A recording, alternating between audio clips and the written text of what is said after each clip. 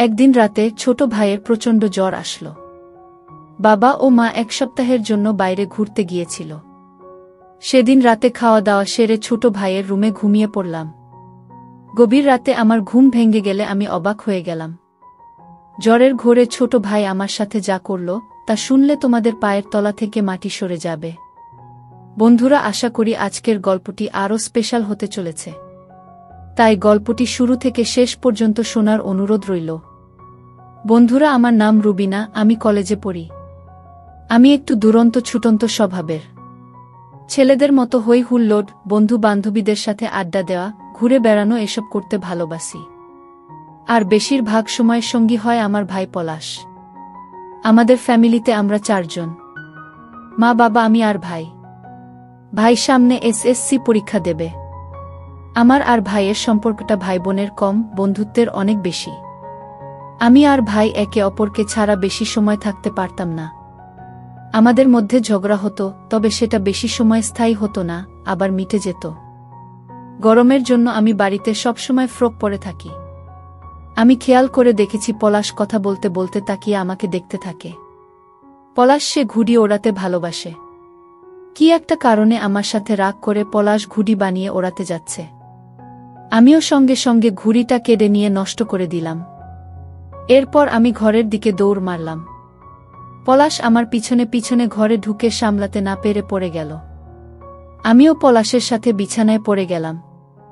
পলাশ কি করবে বুঝতে না পারল না। আমার মুখ দিয়ে কোনো কথা বের হল না।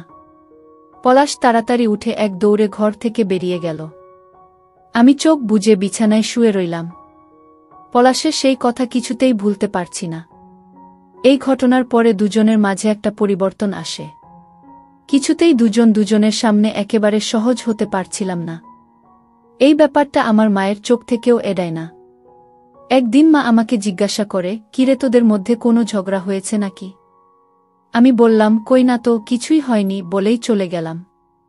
2-1 দিন পর মামার বাড়িতে একটা বিয়েতে নেমন্তন্ন থাকায় সেখানে মা আর বাবা চলে গেল। আমি আর ভাই বাড়ি রইলাম।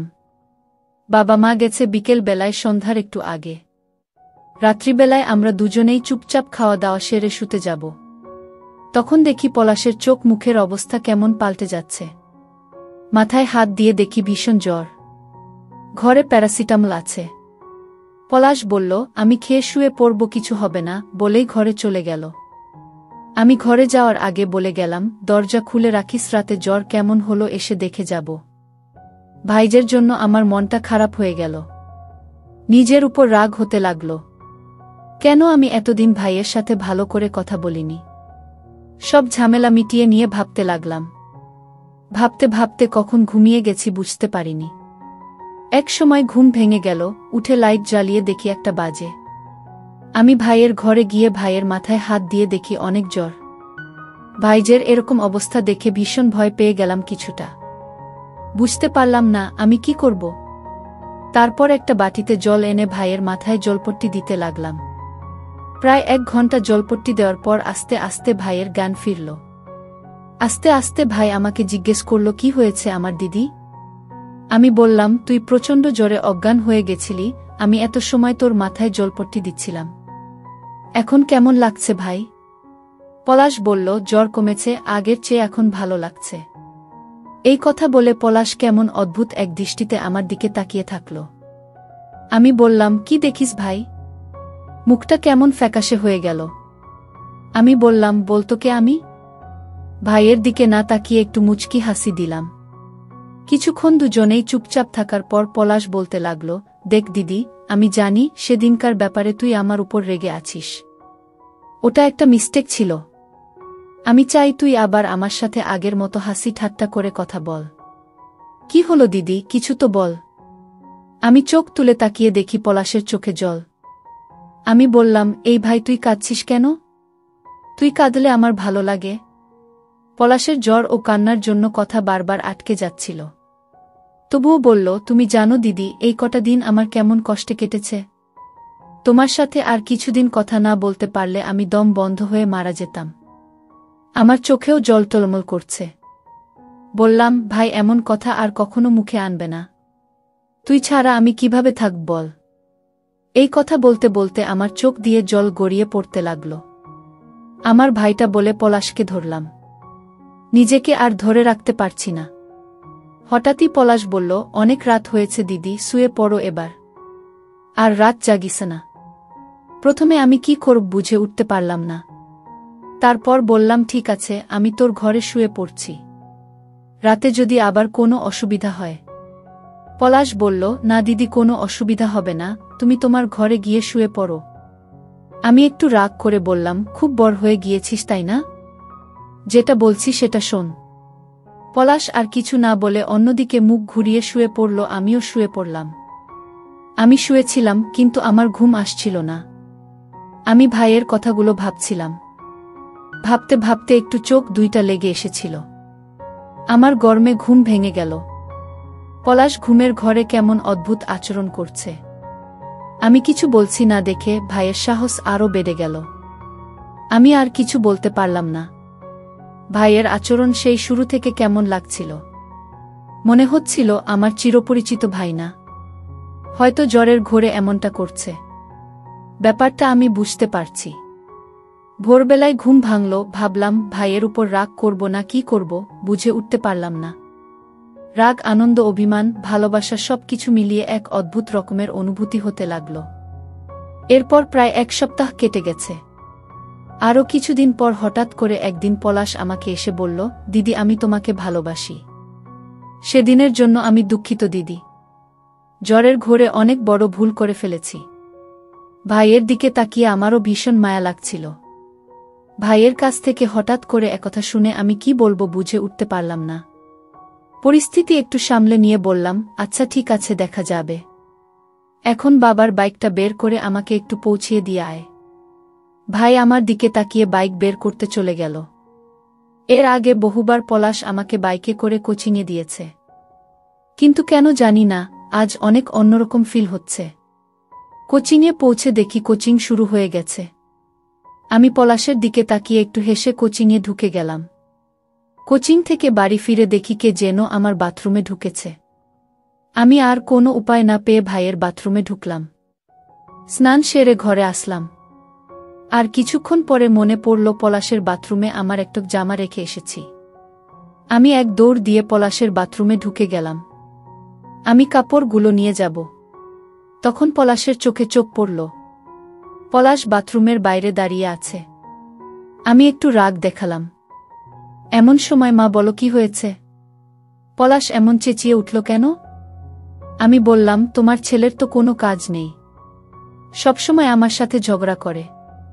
মা বলল, তোরা দুজনে মিলে কি যে করিস আমি বুঝি না। আবার দুজন এক সেকেন্ডও আলাদা থাকতে পারিস না। পরদিন দিদিমার শরীর খারাপ হওয়াতে মা বাবা দুজনেই দেখতে গেল। সন্ধেবেলায় আমিও পলাশ দুজনে বসে টিভি দেখছিলাম। হঠাৎ পলাশ বলে উঠল, দিদি, একটু চা করো না, চা খাবো। আমি বললাম, আচ্ছা ঠিক আছে, টিভি দেখে আমি চা করে আনছি। কিছুক্ষণ পরে দুই হাতে দুইটা চায়ের মগ নিয়ে ফিরে আসলাম। চায়ে চুমুক দিয়ে পলাশ বলল, মিষ্টি হয়নি দিদি। আমি বললাম, চিনি এনে দিচ্ছি। সে বলল, লাগবে না দিদি, তোরটা দে। পলাশ আমার চাটা নিয়ে চুমুক দিল আর বলল, এবার ঠিক আছে। আমি মুচকি হেসে দিলাম। সামনে টিভি চলছে, কিন্তু টিভিতে দুজনের কারোরই মন নেই। আমি পলাশের হাত থেকে খালি কাপটা নিয়ে রান্নাঘরের দিকে যেতে লাগলাম।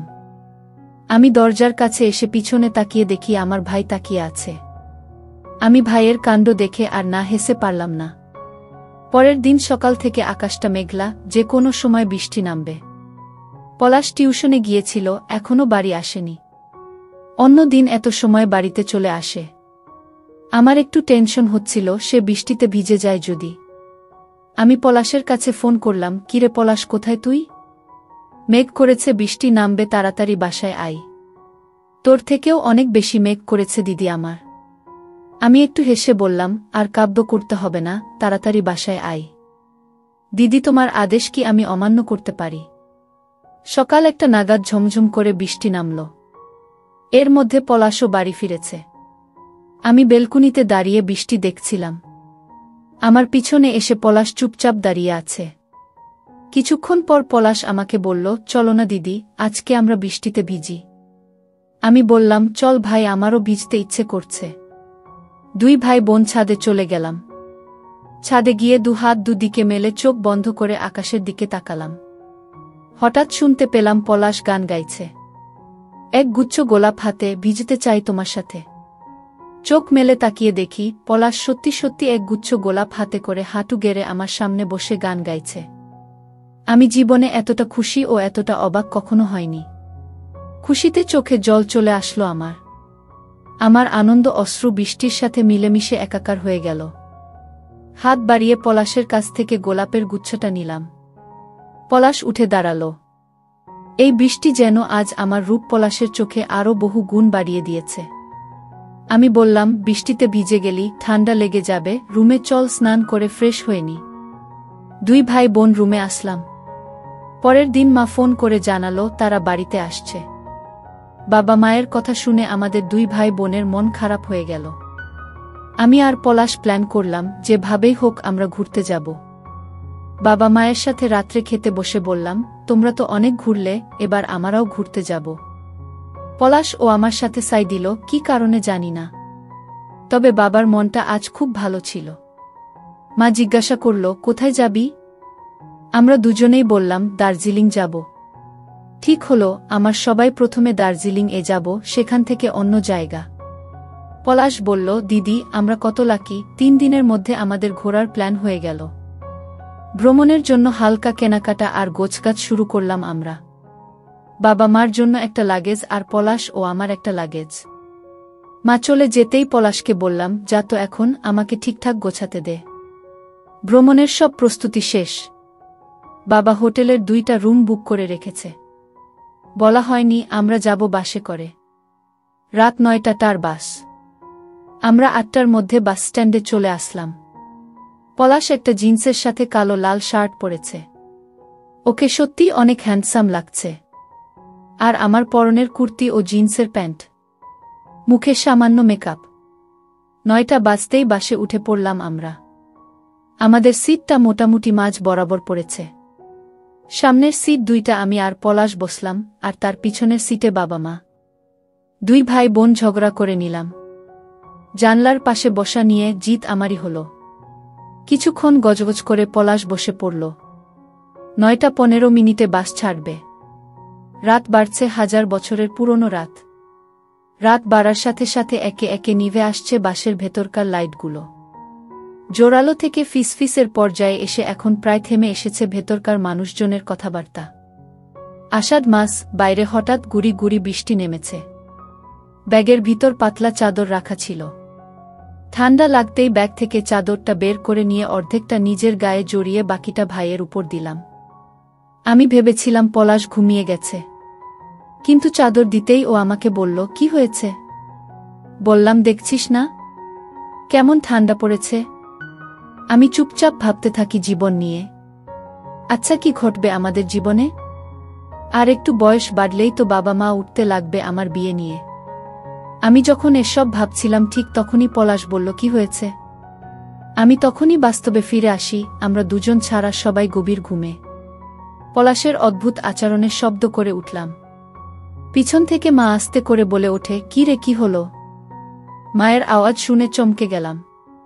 তার মানে মা জেগে আছে। তাড়াতাড়ি করে উত্তর দিলাম, কিছু না মা। হঠাৎ বাসের চাকা গর্তে পড়তেই ঘুম ভেঙে গেছে। মা আর কিছু বলে না। ভোর 4:30টায় আমাদের বাস থেকে নামিয়ে দেয়। মাথার উপরের বিশাল আকাশ। উপর থেকে যেন কোনো অদৃশ্য হাত একটু একটু করে টেনে সরিয়ে দিচ্ছে। কালো চাঁদের দিকে মুগ্ধ হয়ে দুই ভাইবোন তাকিয়ে থাকি আকাশের দিকে। বাবার ডাকে ধান ভাঙে আমাদের। বাবা মায়ের সাথে এগিয়ে যায় একটা দোকানের দিকে। যে তেষ্টা মেটিয়ে চায়ে চুমুক দিতে দিতে পুরো আলো ফুটে যায়। চা শেষ করে বাবা একটা গাড়ি ঠিক করল। বাবা মা সামনে বসে আর আমি ভাই পিছনে বসলাম। রাতের গুড়ি গুড়ি বৃষ্টিতে ভিজে আছে চড়া মিশকালো পিচ ঢালা রাস্তা। এখন বৃষ্টি বা ঝড়ো আকাশ কেমন গুমোট হয়ে আছে। রাস্তার দুধারে নাম না জানা নানান রকমের গাছ। বৃষ্টিতে ধুয়ে একেবারে সবুজ হয়ে আছে পাতাগুলো। কিছু কিছু গাছে ফুটে নাম না জানা নানান রকমের ফুল। অবাক চোখে যেন সমস্ত প্রাকৃতিক সৌন্দর্য গিলতে থাকি আমরা দুজনেই। আর একটু সামনে গিয়ে চা বাগান দেখে উচ্ছ্বসিত হয়ে উঠি। আমরা দেখি সূর্যিমামা কেবল উঠি উঠি করছে। সেই সময় একদল মেয়ে মাথায় ঝুড়ি বেঁধে চলছে চা বাগানের দিকে। এই চা বাগানের সাথে জড়ানো ওদের জীবন। ওদের মধ্যে কারো কারো সাইডে একটা কাপড় দিয়ে বানানো ঝোলার মতো রয়েছে, যার ভেতরে বহন করে ছোট বাচ্চা, ঠিক যেমনটা আমরা ছবির বইতে দেখেছি। আমি আপন মনেই বলে উঠি, কি অসম্ভব সৌন্দর্য। প্রায় ২০ মিনিট পর আমাদের গাড়ি হোটেলের সামনে চলে আসে। গাড়ি থেকে নেমে আমরা দুজনে আগে রিসেপশনের কাছে গেলাম।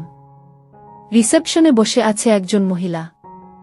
আমরা সামনে যেতেই চেয়ার ছেড়ে উঠে ইংরেজিতে বলে ওঠে, স্যার অ্যান্ড মাম ওয়েলকাম। আমাদের রুম বুকিং করা আছে দোতলায়। মহিলা বলে কি নামে বুকিং দেওয়া হয়েছিল জানতে চায়। পলাশ নাম বলতেই মহিলাটি ড্রয়ার খুলে চাবি এগিয়ে দেয় পলাশের দিকে। এর মধ্যে আমাদের বাবা মা ও এসে পড়েছে। হোটেল বয়দের হাতে লাগেজ ধরিয়ে দিয়ে আমরা উঠে পড়ি দোতলায়। আমাদের জন্য 2টো রুম বুক করা হয়েছে। একটা রুম যেটা বাবা মা থাকবে, আর অন্যটাতে 2টা বেড। ওই রুমে থাকবো আমি আর ভাই। লাগেজ থেকে কাপড় চোপড় বের করে বাথরুমে ঢুকে গেলাম। স্নানের পরে অনেকটাই ফ্রেশ লাগছে এখন। পলাশ একটু নিচে গিয়েছে হাঁটাহাঁটি করে হাত পায়ের খিল ছাড়াতে। এমন সময় দরজায় নক হতেই ভাবলাম যে পলাশ এসেছে। একটা সারপ্রাইজ দিতে হবে ওকে। দরজা খুলে দেখি কোথায় পলাশ। বাবা দাঁড়িয়ে আছে। দরজার সামনে বাবাকে দেখে ভূত দেখার মতো চমকে উঠলাম। এদিকে বাবার মুখ দিয়ে কোনো কথা বেরোচ্ছে না। কোনো ক্রমে বলল, তোর মায়ের ফোনটা কি তোর কাছে? ঘর থেকে মোবাইলটা এনে বাবাকে দিতে গিয়ে দেখলাম বাবা আমার দিকে তাকিয়ে আছে। বাবা মোবাইলটা নিয়ে কিছু না বলে চলে গেল। দরজা লাগিয়ে ভাবলাম এটা কি হলো। একটু পরে সবাই খাওয়া দাওয়া সেরে নিলাম। পলাশের ঘুম ভাঙতেই জানালা দিয়ে বাইরে তাকিয়ে দেখি সেখানে মেঘ রোদ্দুরের লুকোচুরি খেলা। বাগানের ফাঁকে ফাঁকে লাগানো নিম গাছগুলোর ডালে মেখে থাকা সূর্যের আলোয় কয়েকটা নাম না জানা পাখি দোল খাচ্ছে, ডাকছে, পরক্ষণেই আবার উড়ে যাচ্ছে চোখের আড়ালে। পলাশ প্রকৃতির অপরূপ সৌন্দর্য দেখছে, আর আমি ঘুম থেকে জেগে ওঠে পলাশকে দূর থেকে দেখছি। জানলা দিয়ে এক ফালি রোদ এসে পড়েছে আমার মুখের উপর। দুজন দুই দিক থেকে চেয়ে থাকি একে অপরের দিকে। এমন সময়ে রুমে আবার শব্দ হয়। দেখি মা দাঁড়িয়ে। আমাদেরকে এসে বলল, হাত মুখ ধুয়ে ফ্রেশ হওয়ার জন্য দুপুরে খেয়ে ঘুরতে বেরোবেন। মা বলল, উঠে তাড়াতাড়ি করে হাত মুখ ধুয়ে ফ্রেশ হয়ে রেডি হয়ে নে 2 ভাই বোন। লাঞ্চ করে বেরিয়ে পড়ি আমরা বিশাল বড় একটা জঙ্গলে ঘেরা পার্কে আসলাম। একটু পরে আমরা টিকিট কেটে ঢুকে পড়ি পার্কের ভিতরে। ভেতরে ঢুকতেই চোখে পড়ে পথের দুধারে চেনা অচেনা নানা জাতের গাছের সারি, যার কোনোটা উঠছে আকাশ ছোঁয়ার চেষ্টায়। পথের দুপাশে ছোট ছোট পাহাড় বেয়ে ঘন ঝোপের জঙ্গল। পলাশ বাবা মাকে বলে, তোমরা ওই দিকটাতে ঘুরতে থাকো, আমরা এদিকে ঘুরছি। কেবল বেরোবার আগে একটা কল দিও, বলেই জঙ্গলের আরও গভীরে ঢুকতে থাকি 2 ভাই বোন। এই নির্জন দুপুরে গভীর অরণ্যে যেন হারিয়ে যায় আমরা। আরও কিছুটা এগোতেই দেখতে পায় ছোট পাহাড়ের আড়ালে গাছপালা ঘেরা সুন্দর একটা পুকুর। পুকুরে কানায় কানায় জল ভর্তি, গাছের ছায়া পড়ে সুন্দর দেখতে লাগছে। হঠাৎ আমরা দেখতে পাই একটা খরগোশ। 2 ভাই বোন ছুটতে থাকি খরগোশের পেছনে পেছনে। ছুটতে ছুটতে জঙ্গলের বেশ কিছুটা ভিতরে চলে যায় দুজন। হঠাৎ খরগোশ ছুটে একটা ঝোপের ভেতর ঢুকতেই আমি বসে পড়ি ঘাসের উপর। ঘামে প্রায় ভিজে গেছি আমি। পাশের একটা ঝোপ কিসের একটা শব্দ হতেই পলাশ সেদিকে তাকালো। সেটা জামা কাপড় পরা একটা লোক, দেখে বোঝা যায় পাগল। পাগলটা একটু আমাদের দিকে এগিয়ে আসছিল। একটু পর পাগলটা আবার বনের মধ্যে হারিয়ে গেছে। সন্ধ্যা ঘনিয়ে এসেছে, তাড়াতাড়ি যেতে হবে। ফোন আসে বাবার, কি রে তোরা কোথায়? তাড়াতাড়ি আয়, সন্ধ্যা হয়ে যাচ্ছে তো। এই তো আসছি বলে ফোনটা কেটে দেয় ভাই। গোধূলি আলোতে 2 ভাই বোন এগিয়ে যেতে থাকি মেন গেটের দিকে। আমরা ঠিক কতটা ভিতরে ঢুকেছিলাম জঙ্গলে বুঝতে পেরেছি ফেরার সময়। ক্লান্ত শ্রান্ত হয়ে আমার পা 2টা যেন আর চলছিল না। এদিকে বাবা মাও ফোন দিয়ে তাড়া দিচ্ছে বারবার। অজানা অচেনা পাখির সারাদিনের ভ্রমণ শেষে নিরে ফেরার, বড় বড় গাছের ছায়া আছে। সন্ধ্যা যে নিস্তব্ধতা বাড়িয়ে দিয়েছে আরও। হোটেলে ফিরে পলাশ বলে উঠে, 1 কাপ চা বা কফি হলে বেশ হয় না? আমার ঘুম পাচ্ছে খুব। আজকের বিকালটা সারা জীবনের সবচেয়ে স্মৃতিমধুর একটা বিকেল হয়ে থাকবে। সত্যি প্রকৃতির মাঝে মেতে ওঠার মজা আসলেই অন্যরকম। আমরা দুই ভাইবোন মা বাবার সাথে হোটেলের রুমে চলে আসলাম। রুমে এসে ফ্রেশ হয়ে ক্লান্তিতে বিছানায় শুয়ে ঘুমিয়ে পড়লাম। পরদিন সকালে আমি ঘুম থেকে উঠে স্নান করে ফ্রেশ হয়ে পলাশকে ডাকলাম, আর কতক্ষণ ঘুমাবে? ফ্রেশ হয়ে উঠে ব্রেকফাস্ট করবি না? আমি রুমে ব্রেকফাস্ট নিয়ে যেতে বলেছিলাম। তাই রুমে দিয়ে গেছে, নিচে যেতে হবে না, উঠে ফ্রেশ হয়ে নে। ঠিক এই সময়ে দরজায় কড়া নাড়ার আওয়াজ হলো। বাইরে থেকে বাবার গলার আওয়াজ শুনতে পেলাম। দরজা খুলে বললাম, কিছু বলবে বাবা? বাবা বলল, আমি আর তোর মা বেরোচ্ছি একটু, তোরা কি যাবি? আমি বললাম, না বাবা, তোমরা যাও, আমরা যাব না। আমরা এখনো ব্রেকফাস্ট করিনি। বাবা চলে যেতেই আমি বিছানায় শুয়ে পড়লাম। শুয়ে শুয়ে ভাবতে লাগলাম। বাবা আমার দিকে তাকিয়েছিল, কেমন যেন অদ্ভুত লাগলো। তো বন্ধুরা, ভিডিওটি আজকের মতো এখানেই শেষ করলাম। পরবর্তীতে আরও সুন্দর সুন্দর গল্প পেতে একটা লাইক দিয়ে SMAGK চ্যানেলটি সাবস্ক্রাইব করে সাথেই থাকবেন। দেখা হবে পরের কোনো নতুন ভিডিওতে, সেই পর্যন্ত সবাই সুস্থ থাকুন। ধন্যবাদ।